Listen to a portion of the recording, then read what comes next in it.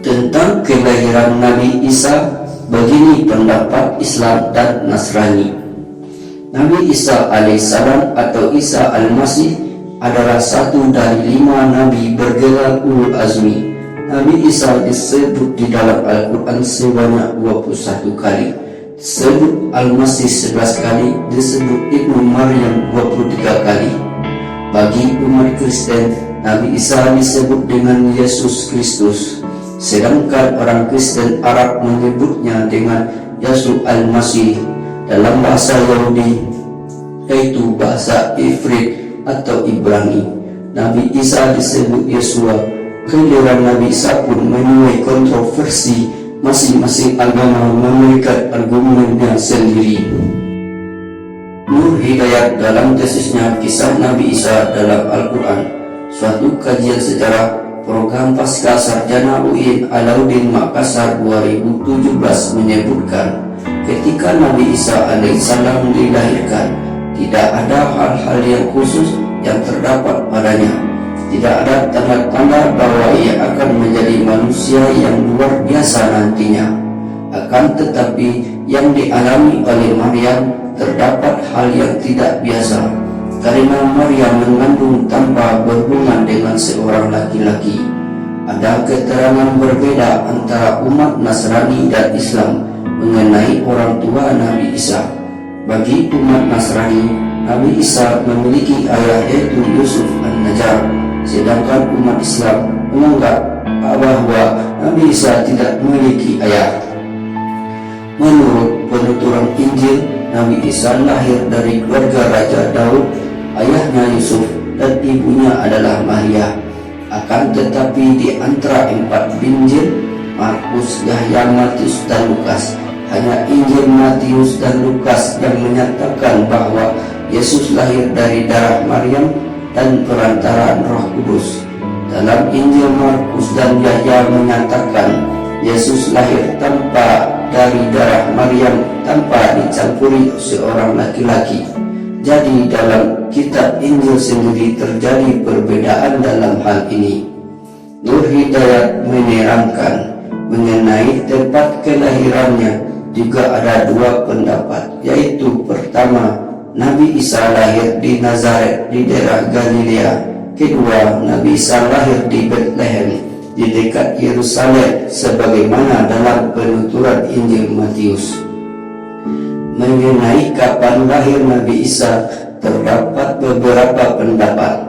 Pendapat umum menyatakan bahwa Nabi Isa lahir pada tanggal 25 Desember yang dikenal dengan hari Natal.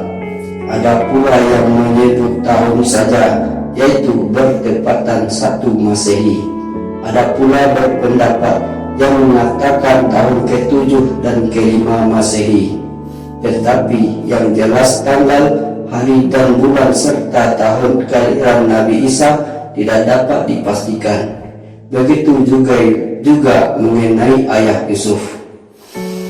Terkait tempat kelahiran Nabi Isa alaihissalam, Allah berfirman dalam surah Maryam ayat 22-23 yang artinya, maka Maryam mengandungnya, lalu ia menyisihkan diri dengan kandungannya itu ke tempat yang jauh.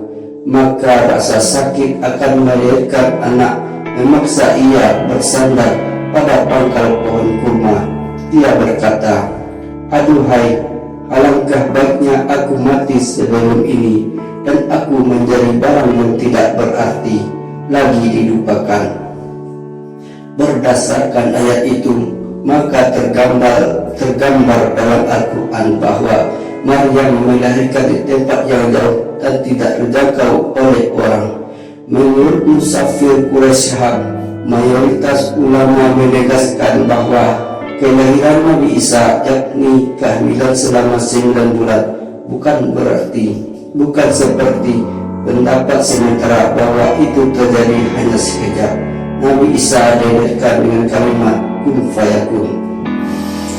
Banyak ulama berpendapat bahwa lokasi yang dipilihnya adalah Baitul Al-Alam, sebuah daerah sebelah selatan Al-Qudus, Yerusalem di Palestina, dan di sanalah Nabi Isa dilahirkan.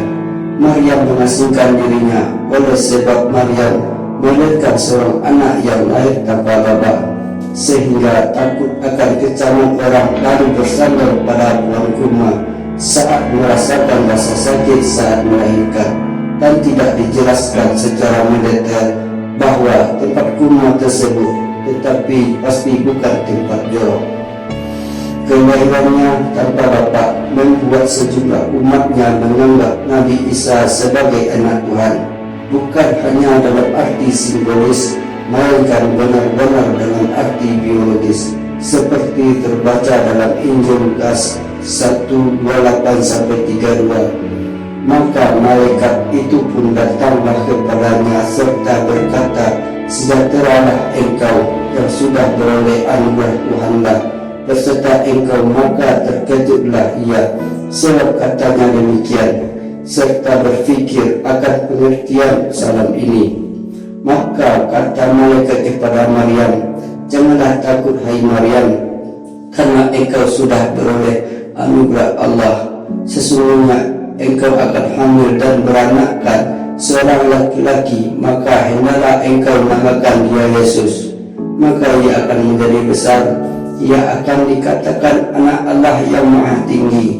Maka Allah Tuhan kita mengaruniakan tahta Daud nenek moyangnya itu, dan tiadalah Yusuf bersetepuh dengan Maryam, sehingga Maryam melahirkan seorang anak laki-laki, lalu diberinya nama Yesus." Allah Ta'ala membantah hal itu dalam surat Yunus ayat 68. Allah berfirman, "Mereka orang-orang Yahudi dan Nasrani berkata, Allah mempunyai anak, maha suci Allah. Dialah yang maha kaya, kepunyanya apa yang ada di langit dan apa yang ada di bumi. Kamu tidak mempunyai hujah tentang ini. Pantaskah kamu mengatakan terhadap Allah apa yang tidak kamu ketahui?